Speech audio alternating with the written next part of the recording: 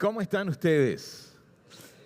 Estamos hablando acerca de batalla invisible, batalla invisible. Y esta es la segunda parte de esta serie.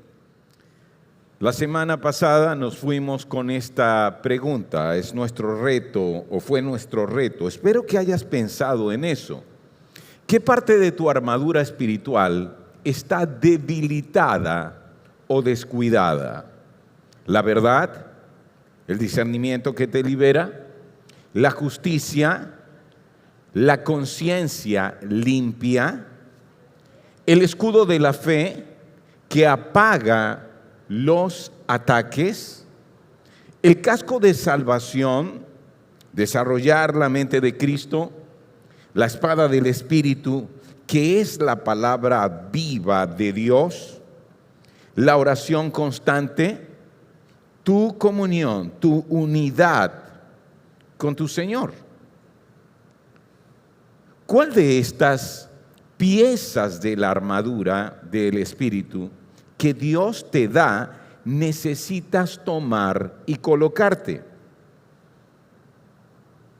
Eso es importante. Yo quiero contarte algo que me ocurrió siendo muy joven. Anhelaba servir al Señor, anhelaba dar de lo que Él me daba a otros. De hecho, desde muy joven, adolescente, comencé a servir enseñando niños, luego enseñando adolescentes, y sabía que Dios me llamaba para un ministerio, dedicar más de mi tiempo, más de mi esfuerzo, más de mis servicios a Él, más de mis recursos a Él. Pero para ese tiempo yo estaba luchando con algunas tentaciones propias de, como diría el apóstol Pablo a un joven pastor llamado Timoteo, propio de las pasiones juveniles. Así que yo estaba sintiéndome debilitado y venía en mi bicicleta, era de noche, y mientras pedaleaba estaba pensando, proyectando mi futuro y qué cosas podían obstaculizar el propósito de Dios para mí. Y de pronto, como un susurro en mi oído, eso impactó mi mente. Fue como una voz que me decía: tu talón de Aquiles, tus debilidades te derribarán y serán tu fracaso. Sentí mucho temor.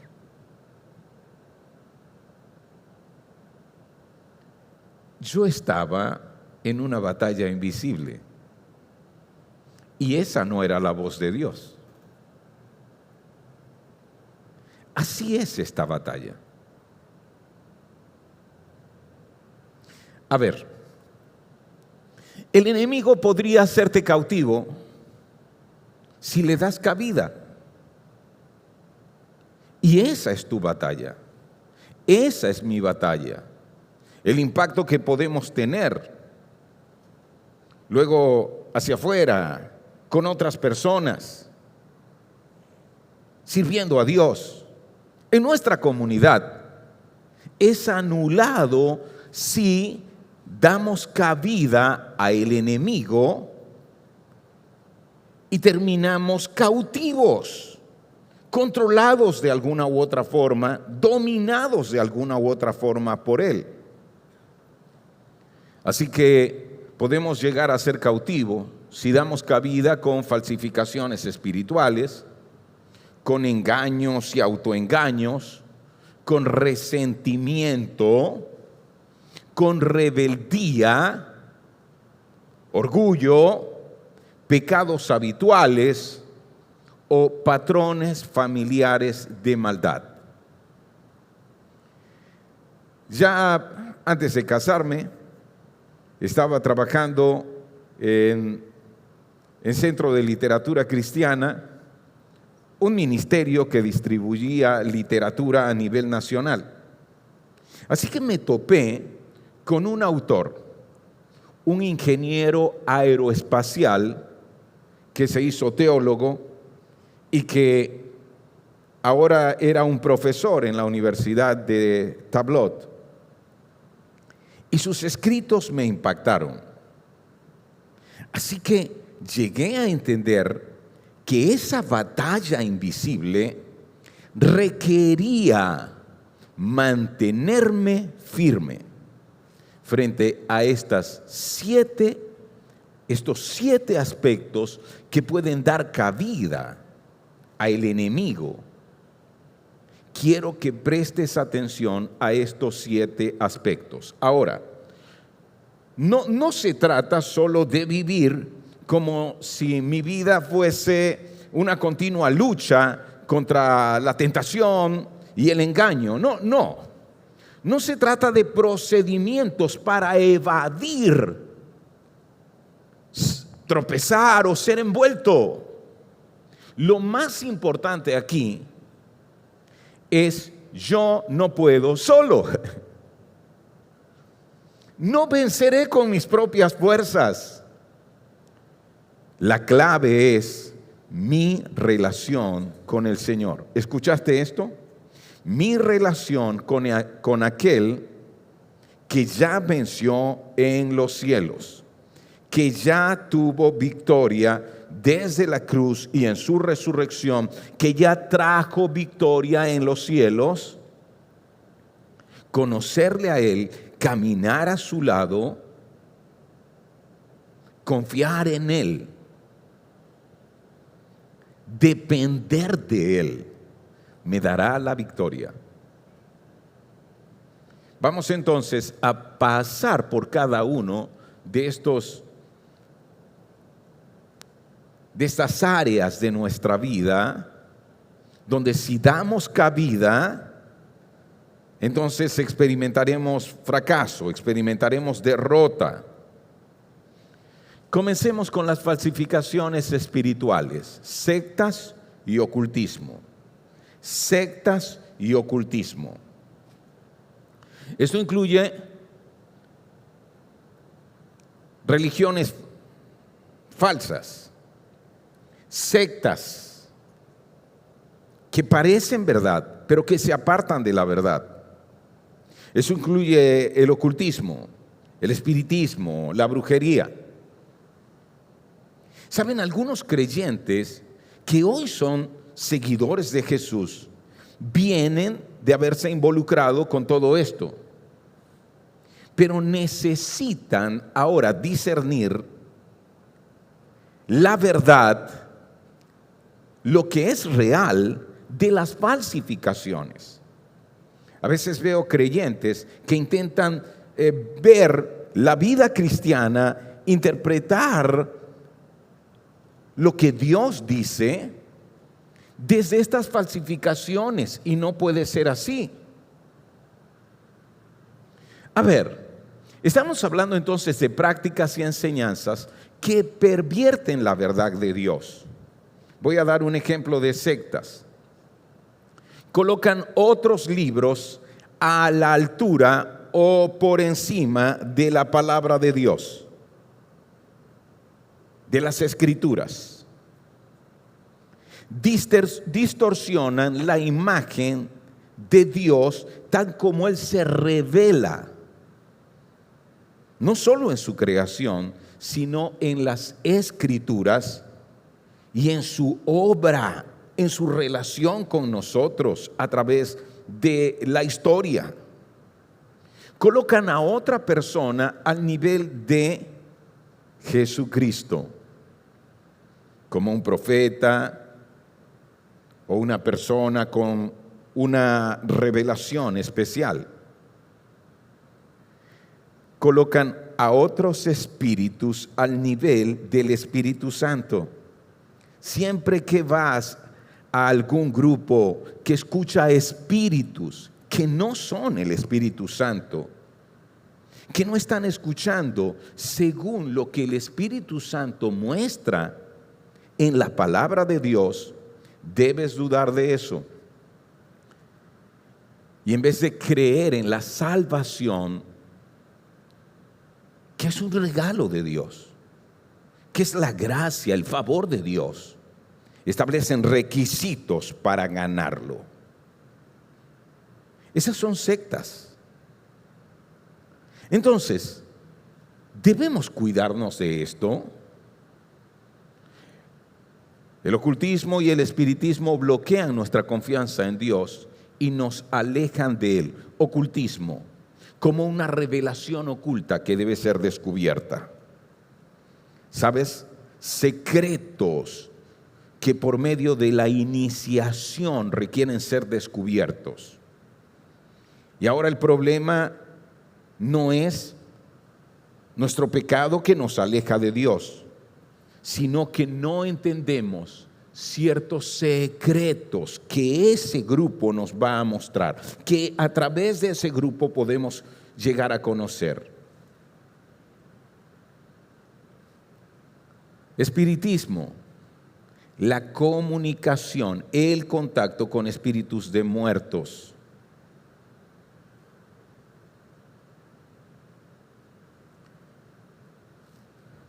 Levítico 26. Mira lo que Dios advierte a su pueblo, el antiguo Israel, que es un reflejo de su pueblo hoy, el Israel espiritual. También me pondré en contra de todos los que se entregan a la prostitución espiritual al confiar en médiums, en los que consultan a los espíritus de los muertos, los eliminaré de la comunidad. Esto es un asunto serio. Estas prácticas llevaron a la expulsión de personas del pueblo de Dios.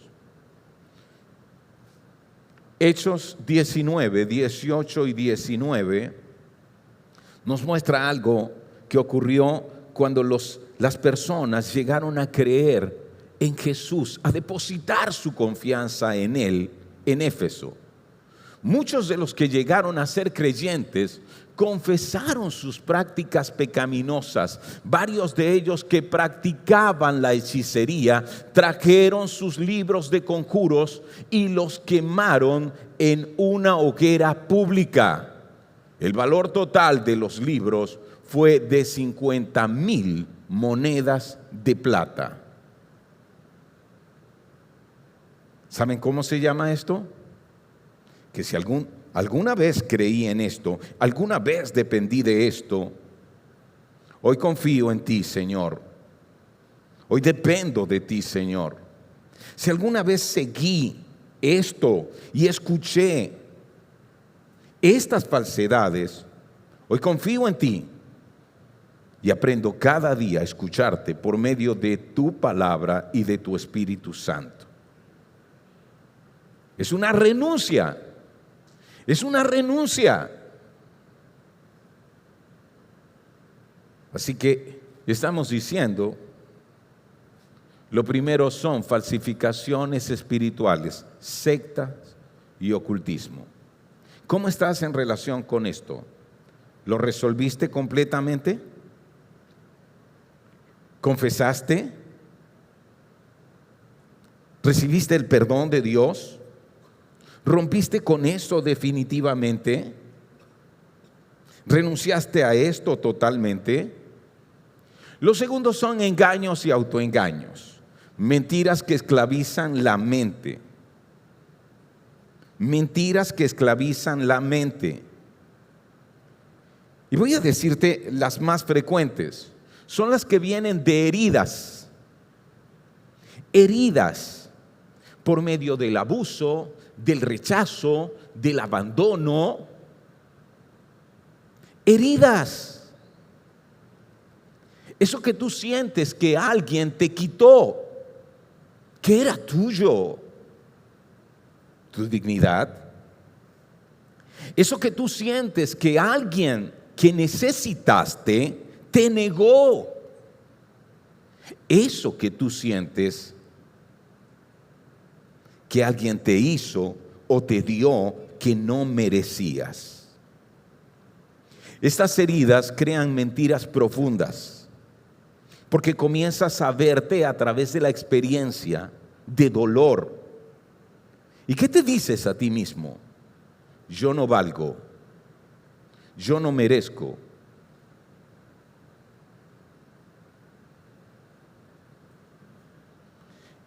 Y se crean estructuras mentales. Mire a alguien que camina en derrota a pesar de las promesas de victoria que hoy tiene por estar ligado a Cristo. Mira a alguien que camina en duda, en incredulidad, a pesar de los hechos de Dios que muestran su poder respaldando su vida. Mira a alguien que no se siente amado y lucha con eso. ¿De dónde viene? Y el enemigo estará aprovechando estas heridas que se han mezclado, estas experiencias que ahora tú las tomas como una forma de verte a ti mismo, las confundes con tu identidad. Una cosa es fracasar, otra cosa es pensar que soy un fracasado. Pero el enemigo va a utilizar eso y crea estructuras mentales que me bloquean para confiar, para creer, para caminar en fe. Encierra en tinieblas e impide intimidad con Dios y con otros. Te encierra. ¿Cuántas veces, debido a mis sentimientos de rechazo, yo estoy rechazándote a ti? Me estoy aislando de ti. O me estoy aislando de Dios. Piensa en esto. Esas son palabras de Jesús en Juan 8:4. El diablo, dice Jesús, siempre ha odiado la verdad, porque en él no hay verdad. Cuando miente, actúa de acuerdo con su naturaleza, porque es mentiroso y el padre de la mentira. Así que él va a aprovechar estas heridas que ahora traen confusión a tu mente y producen mentiras profundas. Él va a aprovechar eso para controlarte. Él va a aprovechar estructuras mentales que te han distorsionado, tu mirada sobre ti mismo. Ahora, no es solo el diablo. Muchas de estas mentiras también son reforzadas por el mundo. Ese sistema de cosas, este sistema en nuestra cultura que es contrario a Dios y su verdad. Y cuando la lucha comienza desde dentro, desde tu ego, estamos hablando de una lucha de lo que la Biblia llama la carne o tu naturaleza pecaminosa. Jesús nos lo advierte. En Apocalipsis 12:10 describía Apocalipsis capítulo 12. ¿Recuerdas la victoria en el cielo? Pero ahora la batalla de los hijos de la mujer en la tierra contra el dragón. Mira lo que dice: el acusador de nuestros hermanos, el que los acusa delante de nuestro Dios día y noche, ha sido lanzado a la tierra. Significa, ya Dios no le permite a él ser el acusador en el cielo, pero él no se rinde. si ya no puede ir a la presencia de Dios para acusarnos, nos acusará dardos de fuego. Mentiras que parecen venir como un susurro a nuestra mente.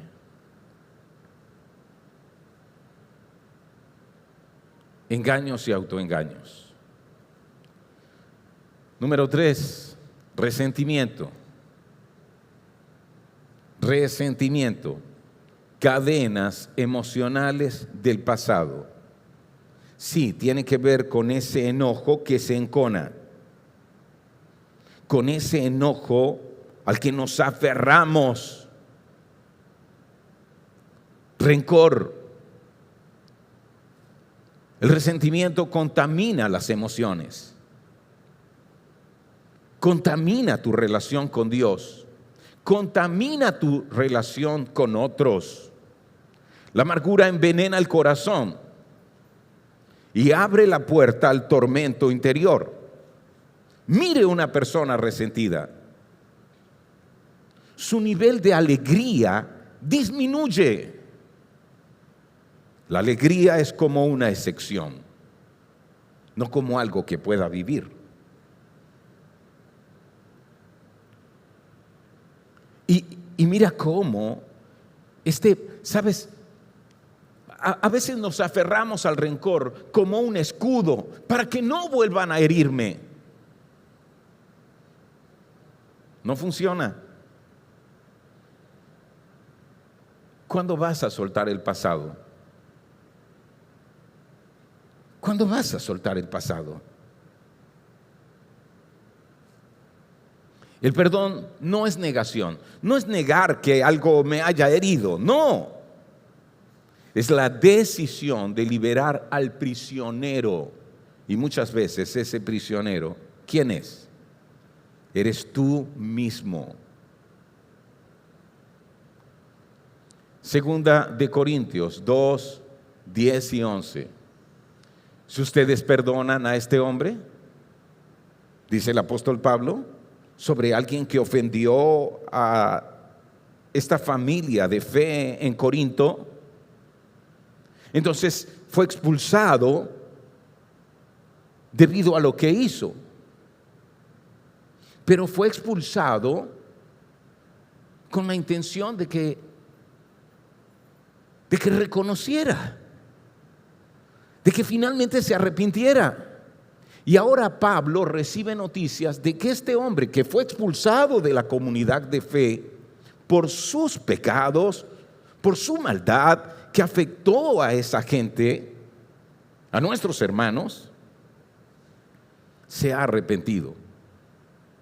Entonces Pablo dice, si ustedes perdonan a este hombre, yo también lo perdono. Cuando yo perdono lo que necesita ser perdonado, lo hago con la autoridad de Cristo en beneficio de ustedes, para que Satanás no se aproveche de nosotros. Significa, perdonamos no para beneficiar al otro, perdonamos para nuestro propio beneficio. Sin perdón no hay libertad, sin perdón no hay crecimiento.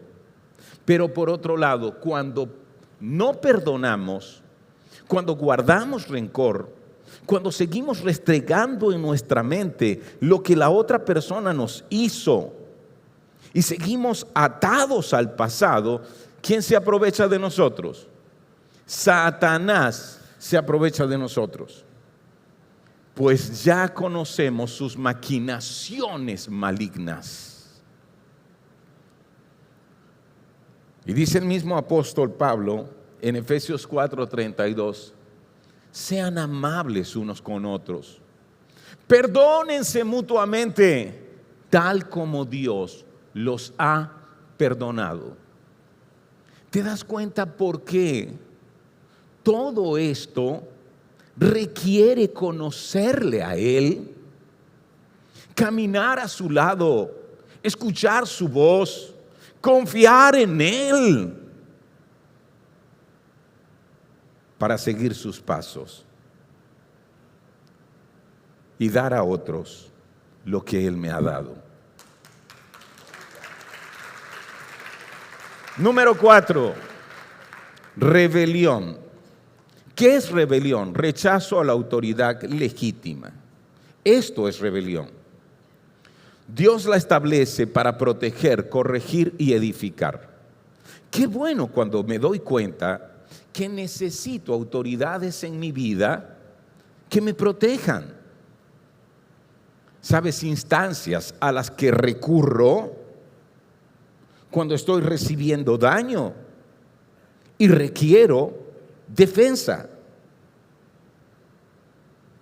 Eso incluye autoridades civiles, incluye autoridades espirituales. Esto comienza con los padres, quienes nos protegen para corregir, para edificar nuestra vida. Pero yo sé, tú has tenido problemas con algunas autoridades que te defraudaron, que no hicieron eso.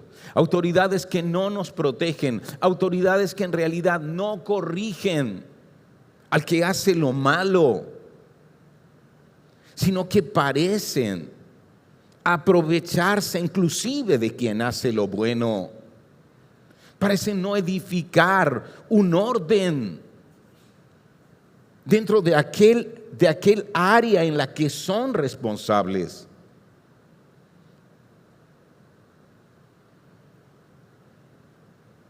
Pastores que abusan espiritualmente,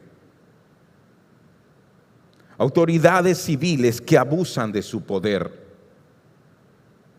que inclusive fomentan la corrupción, padres que maltratan a sus hijos.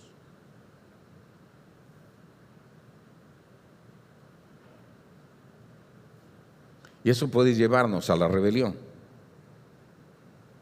Eso puede llevarnos al rechazo de toda autoridad. ¿No es cierto? Y sin embargo, Dios sigue diciendo, si confías en la autoridad que yo mismo establezco, es como si Dios dijera, sabes, yo he establecido un orden. Yo he establecido un orden. Y sin ese orden solo habrá desorden y anarquía.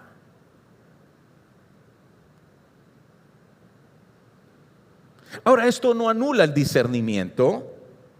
Discernir cuando una persona en posición de autoridad no está haciendo lo correcto y cuando sí está haciendo lo correcto. Esto no anula los límites justos ante autoridades abusivas. Debe haber límites justos.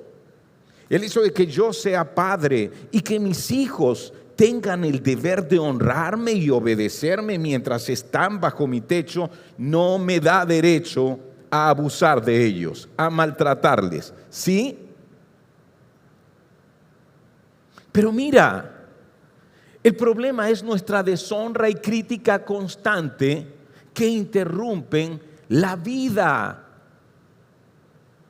Muchos de nosotros, debido al resentimiento hacia figuras de autoridad, ahora parece que no confiamos en ninguna autoridad y nos creemos con el derecho de criticar constantemente cualquier figura de autoridad, de deshonrar a cualquier autoridad. ¿Cómo es tu comportamiento ante la autoridad civil? Ante la policía, por ejemplo. Eso dice mucho de lo que hay en tu corazón. ¿Cómo es tu comportamiento frente a aquellos que dirigen en la comunidad de fe? Eso dice mucho. ¿Cómo es tu comportamiento en relación con tus padres? Cuando ya estás fuera de casa, no estás obligado a obedecerles.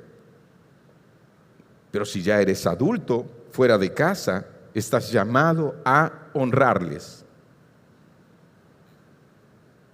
Si delante de mis hijos constantemente yo estoy deshonrando y criticando a mi mamá y no considerándola,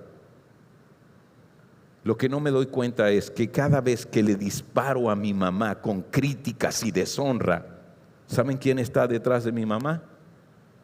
Estoy yo como padre frente a mis hijos. Estoy haciéndome daño a mí mismo y a mi imagen como padre frente a ellos.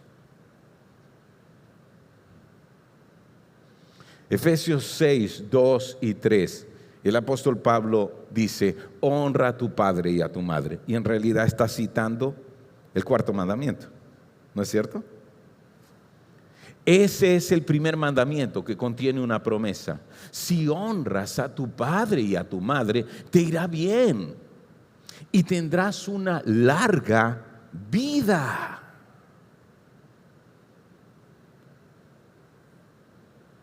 Hay numerosos estudios que han demostrado esto. Los hombres que deshonraron a sus padres de forma constante y abiertamente se rebelaron contra papá, porque quizás papá tampoco les ayudó, pero decidieron aferrarse a la rebelión, son más expuestos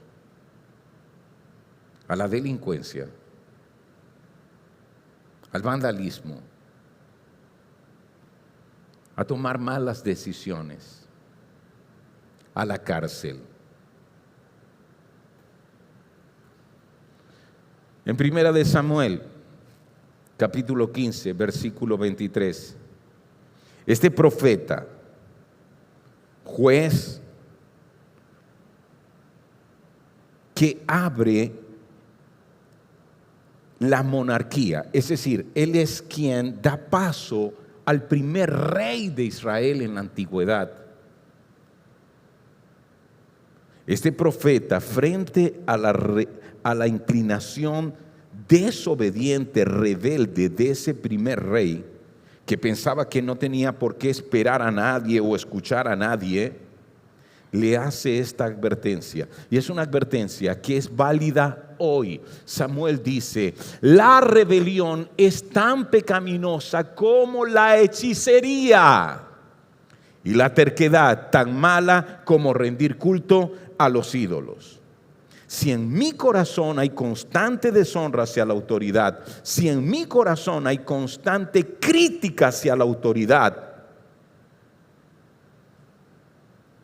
termino rebelándome y termino siendo terco frente a cualquier instrucción que una figura de autoridad me dé. ¿Recuerdan de qué se trata esto? Son las áreas de nuestra vida que necesitamos cuidar. Si no, nos exponemos a ser cautivos en esta batalla invisible. Caer cautivos frente al enemigo. Número 5, el orgullo. Y eso es autosuficiencia disfrazada de fortaleza. Estoy hablando de fortaleza en el sentido negativo. Soy fuerte. Nos hace pensar que todo se puede sin depender de Dios y sin el apoyo de otros. No es así. No fuimos diseñados de esa manera. Fuimos diseñados para depender de Dios. Fuimos diseñados para necesitar del apoyo de otras personas. Pero en mi orgullo no escucho a nadie. En mi orgullo no reconozco mis tropiezos, mis debilidades, mis faltas, y pretendo resolverlo yo mismo y por mi propia cuenta. Dios no nos creó para vivir de manera independiente. Estamos interconectados. Estamos interconectados. La humildad pone la seguridad en Dios. La humildad no es pensar menos de mí mismo, pero humildad es pensar menos en mí y más en Dios y en otros. No es pensar menos de mí mismo, no es ser humilde, rebajarme, denigrarme, negar mis habilidades y destrezas. Eso no es ser humilde. Tengo que reconocer mis habilidades, destrezas y dones. Tengo que reconocer lo que Dios me ha dado, pero reconociéndolo, recordar que necesito imprescindiblemente de Dios y requiero del apoyo constante de otros. Santiago 4:6. Este seguidor de Jesús, hermano de Jesús, dice: Dios se opone a los orgullosos, pero da gracia a los humildes. ¿Quieres que Dios se oponga a ti en la batalla invisible? ¿Sabes por qué? Porque en el momento en que caminas con orgullo, te colocas en el bando contrario sin darte cuenta.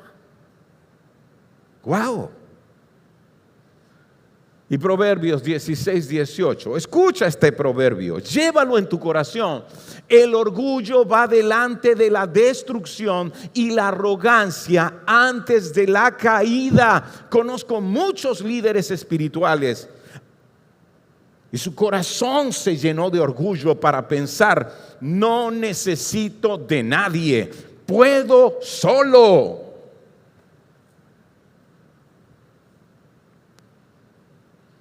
No necesito por qué hablar de las cosas con las que lucho.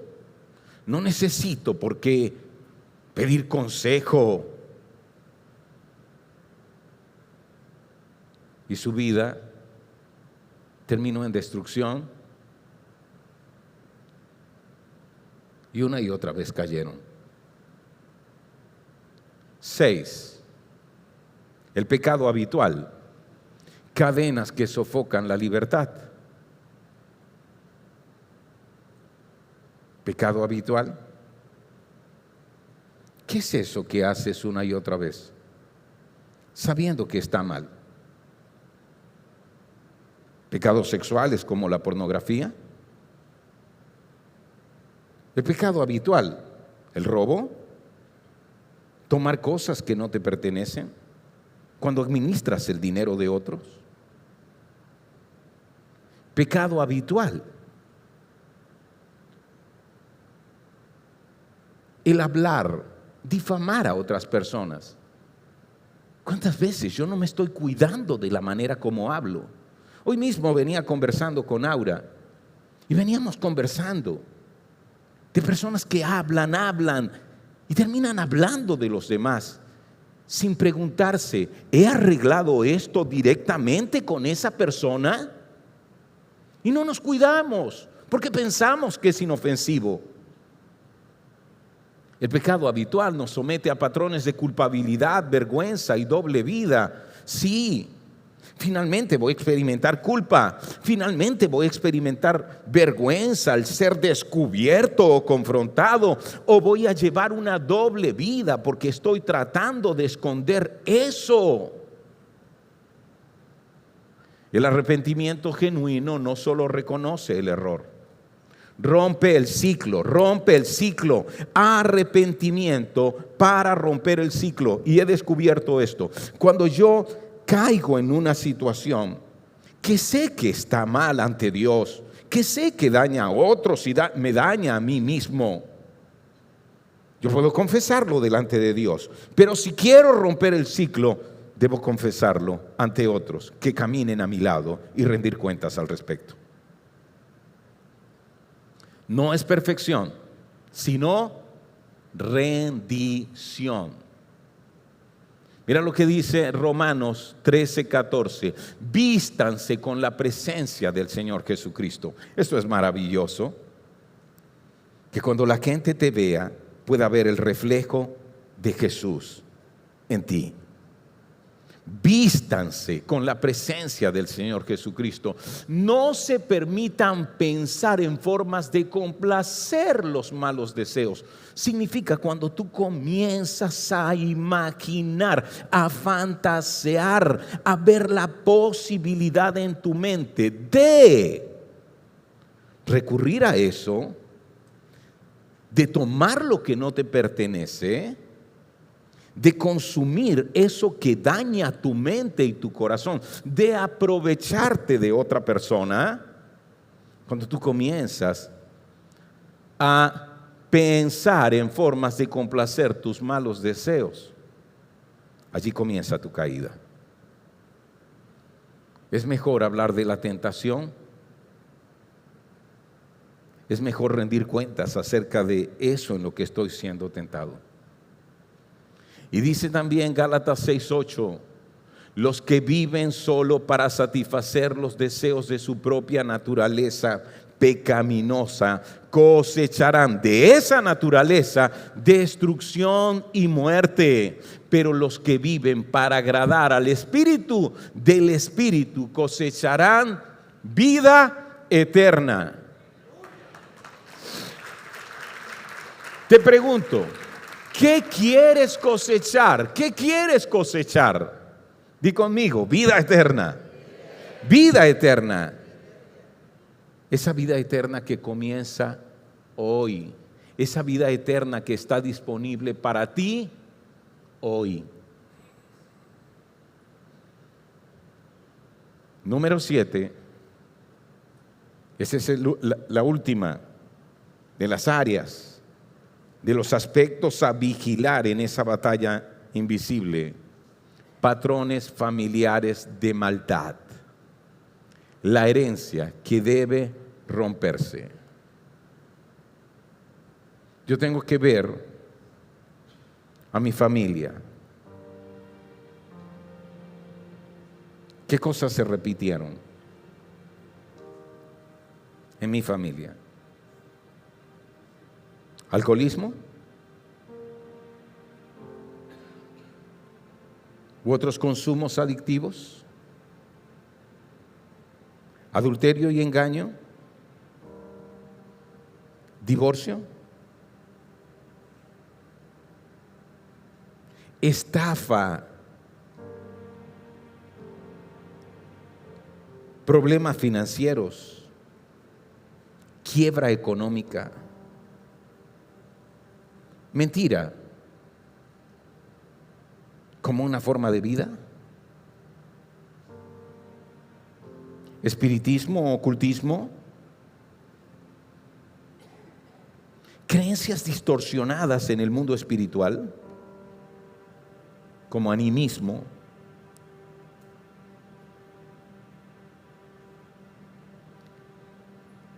Esa es una herencia que no es material. Y es una herencia que debe romperse conscientemente. No somos culpables de lo que hicieron nuestros padres o nuestros abuelos, pero enfrentamos consecuencias. Piensa en esto, patrones que recibimos en los primeros años de vida se convierten en la base de nuestra personalidad. Patrones a los que hemos sido expuestos en nuestros primeros años de vida se convierten en la base de nuestra personalidad. Además, pensemos en la estrategia de las tinieblas. Si funcionó con tus padres, si funcionó con tus abuelos por una inclinación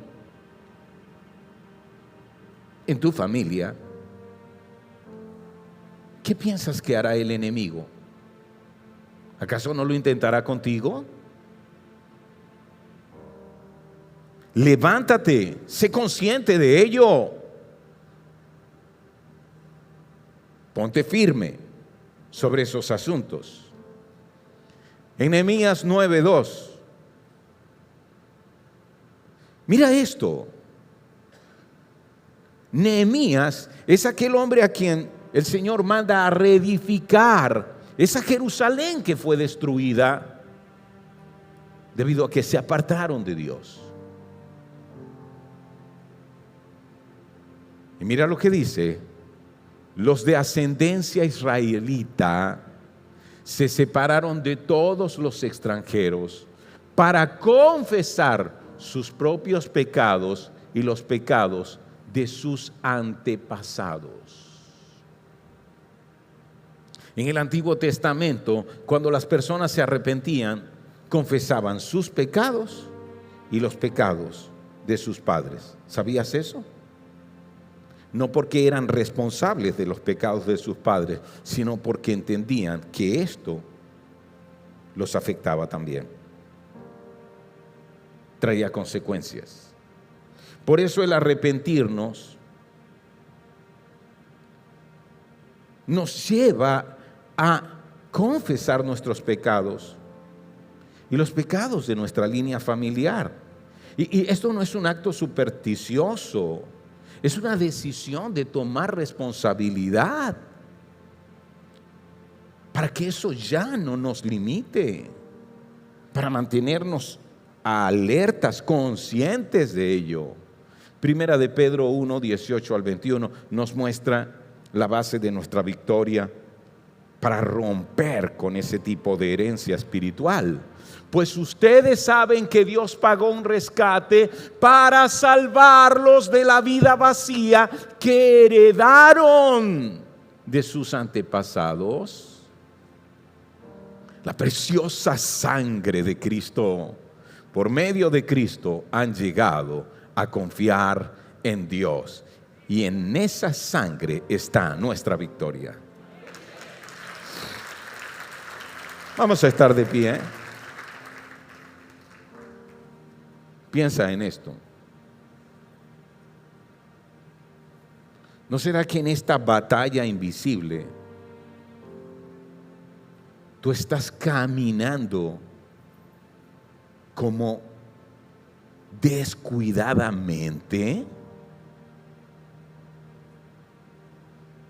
¿Eres consciente ahora de que el enemigo podría hacerte cautivo si le das cabida con falsificaciones espirituales, engaño y autoengaño, resentimiento, rebeldía, orgullo, pecado habitual y patrones familiares de maldad?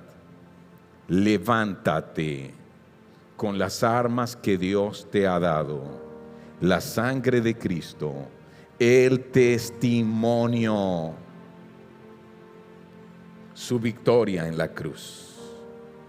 Levántate, colócate la armadura del Espíritu y ahora mantente firme contra estas estrategias.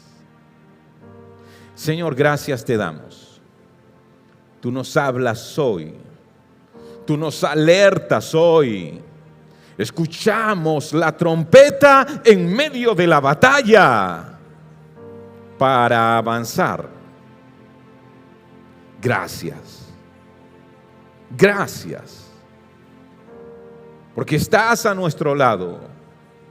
Gracias porque nuestra victoria comienza conectándonos contigo, dependiendo de ti, conociéndote más y más, confiando en ti y obedeciendo tu voz. Tú nos has llamado para vencer, porque ya tú has vencido. Y la victoria que ya se ha establecido en los cielos es la victoria que establecemos en esta tierra con tu poder. En el nombre de Jesucristo, amén y amén.